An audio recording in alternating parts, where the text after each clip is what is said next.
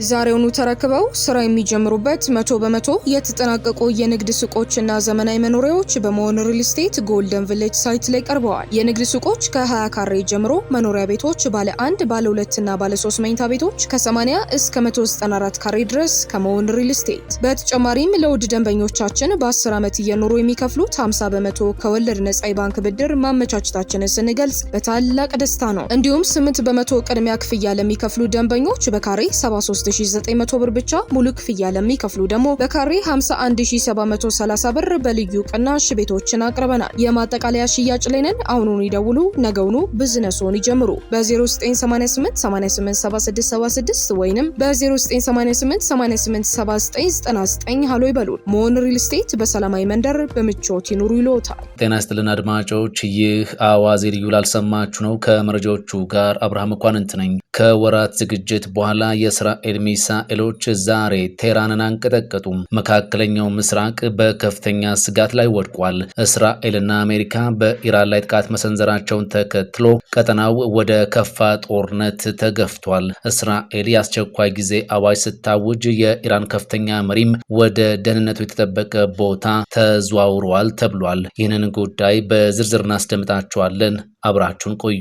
አሜሪካ በኢራን ላይ የአየርና የባህር ጥቃቶችን ጀምራለች።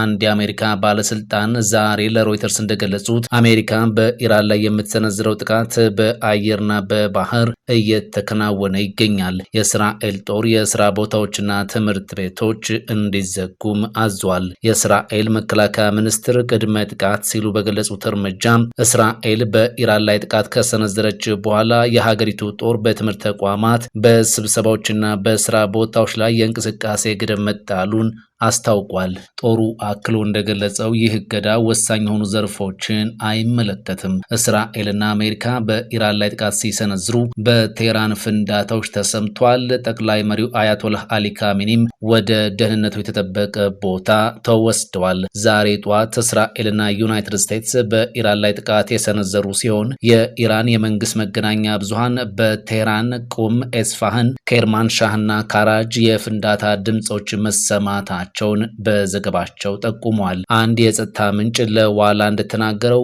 አሜሪካ በጥቃቱ ውስጥ ተሳትፋለች።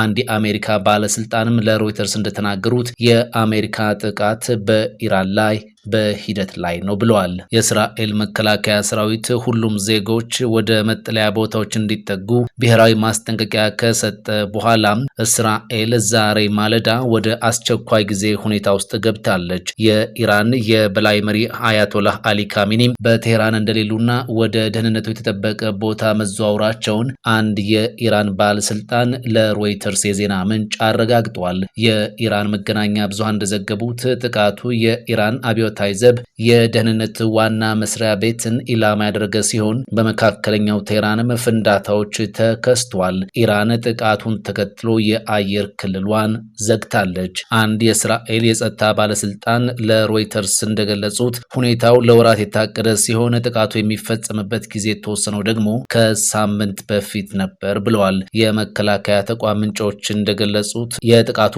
አንዱ ዓላማ ለእስራኤል የሀገር ውስጥ ደህንነት ስጋት የሆኑትን ማስወገድ ሲሆን በተለይም በሚሳኤል ማስወንጨፊያዎችና ሰው አልባ አውሮፕላኖች ጣቢያዎች ላይ ያተኩራልም ብለዋል። እስካሁን ድረስ ወደ እስራኤል የተተኮሰ ሚሳኤል ባይኖርም የጸጥታ ባለስልጣናት ግን የኢራን የአጸፋ ምላሽ በሚቀጥሉት ጥቂት ሰዓታት ውስጥ ሊከሰት እንደሚችል ገምተዋል። በኳታር የሚገኘው የአሜሪካ ኤምባሲ ለሁሉም ሰራተኞቹ ባሉበት እንዲቆዩ ትዕዛዝ ያስተላለፈ ሲሆን ሁሉም ዜጎችም ተጨማሪ ማሳሰቢያ እስኪሰጥ ድረስ ተመሳሳይ እርምጃ እንዲወሰድ መክሯል።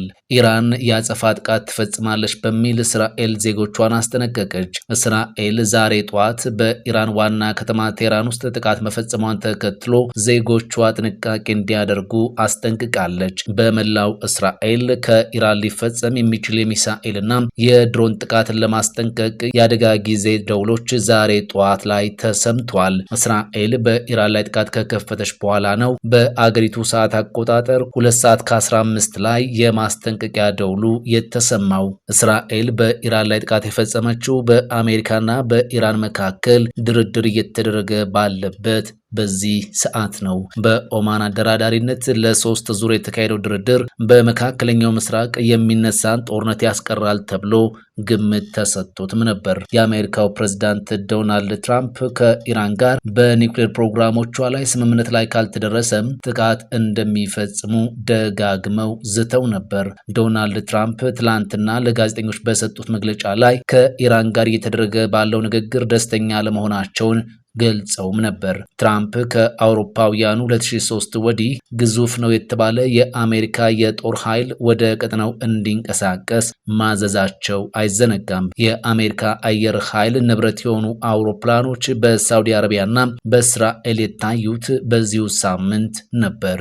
የእስራኤል ጥቃት የተሰነዘረው ከአሜሪካ ኢራን ድርድር በኋላ እንደሆነ ይታወሳል። ዩናይትድ ስቴትስና ኢራን ለበርካታ አስርት ዓመታት የዘለቀውን ውዝግብ በዲፕሎማሲ ለመፍታትና ቀጠናውን ሊያናጋ የሚችለውን የወታደራዊ ግጭት ስጋት ለመቀነስ በየካቲት ወር ድርድራቸውን አድሰው ጀምረው ነበር። ይሁን እንጂ እስራኤል ማናቸውም አሜሪካ ከኢራን ጋር የምታደርገው ስምምነት የኢራንን የኒውክሌር መሰረተ ልማት ማፍረስን ማካተት አለበት እንጂ የዩራኒየም ማበልጸግ ሂደትን ማቆም ብቻ በቂ አይደለም በማለት ግፊት ስታደርግ ቆይታለች። በተጨማሪም ዋሽንግተን በንግግሮች ውስጥ በኢራን ሚሳኤል ፕሮግራም ላይ ገደቦችን እንድታካትት ስትወተውትም ነበር። ኢራን በበኩሏ ማዕቀቦች የሚነሱላት ከሆነ በኒውክሌር ፕሮግራሟ ላይ ስለሚደረጉ ገደቦች ለመወያየት ዝግጁ መሆኗን ብትገልጽም ጉዳዩን ከሚሳኤል ፕሮግራሟ ጋር ማያያዝ ግን ውድቅ አድርጋለች።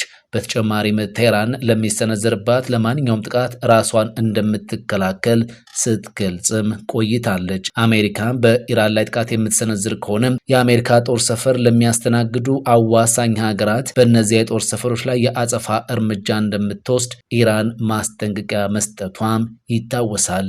እስራኤል የአየር ክልሏን ሙሉ በሙሉ ዝግ አደረገች። እስራኤል በኢራን ላይ ጥቃት መፈጸሟን ተከትሎ የአየር ክልሏን ለማንኛውም በረራ ዝግ ማድረጓን ይፋ አድርጋለች። አሜሪካ በኢራን ላይ ጥቃት ልትሰነዝር እንደምትችል ስጋት የገባቸው በርካታ ሀገራት ትላንት አርብ በአካባቢው ላሉ ዜጎቻቸው ማስጠንቀቂያ ሰጥተው ነበር።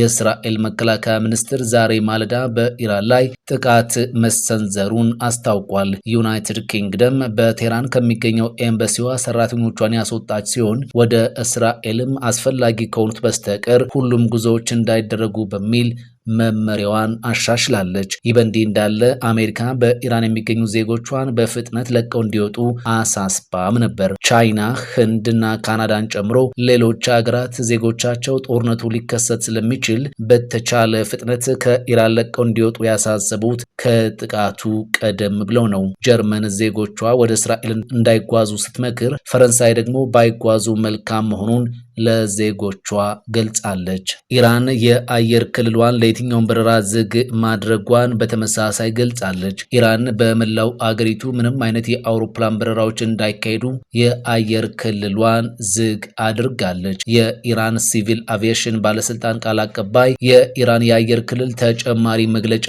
እስኪሰጥ ድረስ ዝግ መደረጉን አስታውቋል። የኢራን ባለስልጣናት ይህንን ከማሳወቃቸው በፊት እስራኤል ለየትኛውም የንግድ አውሮፕላን በረራ የአየር ክልሏን መዝጋቷን ይፋ አድርጋለች። ከኢራን መንግስት ጋር ግንኙነት ያለው ታስኒም የዜና ወኪል አገሪቱ የአየር ክልሏን መዝጋቷን ዘግቧል።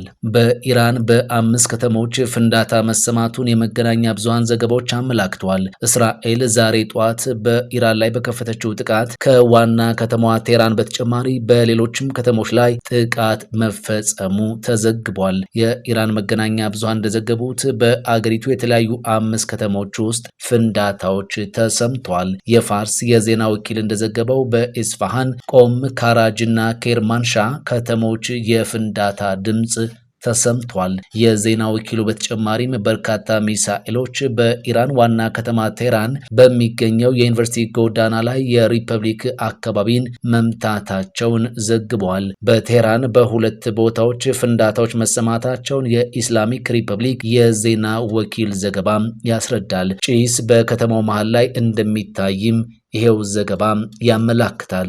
ዛሬውኑ ተረክበው ስራ የሚጀምሩበት 100% የተጠናቀቁ የንግድ ሱቆችና ዘመናዊ መኖሪያዎች በመሆን ሪል ስቴት ጎልደን ቪሌጅ ሳይት ላይ ቀርበዋል። የንግድ ሱቆች ከ20 ካሬ ጀምሮ፣ መኖሪያ ቤቶች ባለ 1፣ ባለ 2 እና ባለ 3 መኝታ ቤቶች ከ80 እስከ 194 ካሬ ድረስ ከመሆን ሪል ስቴት። በተጨማሪም ለውድ ደንበኞቻችን በ10 ዓመት እየኖሩ የሚከፍሉት 50% ከወለድ ነጻ የባንክ ብድር ማመቻቸታችንን ስንገልጽ በታላቅ ደስታ ነው። እንዲሁም 8% ቅድሚያ ክፍያ ለሚከፍሉ ደንበኞች በካሬ 73900 ብር ብቻ፣ ሙሉ ክፍያ ለሚከፍሉ ደግሞ በካሬ 51730 ብር በልዩ ቅናሽ ቤቶችን አቅርበናል። የማጠቃለያ ሽያጭ ላይ ነን። አሁኑኑ ይደውሉ፣ ነገውኑ ቢዝነስዎን ይጀምሩ። በ0988 887676 ወይንም በ0988 887999 ሃሎ ይበሉን። መሆን ሪል ስቴት በሰላማዊ መንደር በምቾት ይኑሩ ይሎታል። ፈጣን ያልተሰሙ መረጃዎችንና ትኩስ የኪነ ጥበብ ዜናዎችን ለማግኘት የቁም ነገር ሚዲያ የዩቲዩብ ቻናልን በመቀላቀል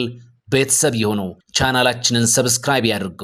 በቲክቶክም አለን። ቁም ነገር ሚዲያ ኦፊሻል ብለው ይከተሉን።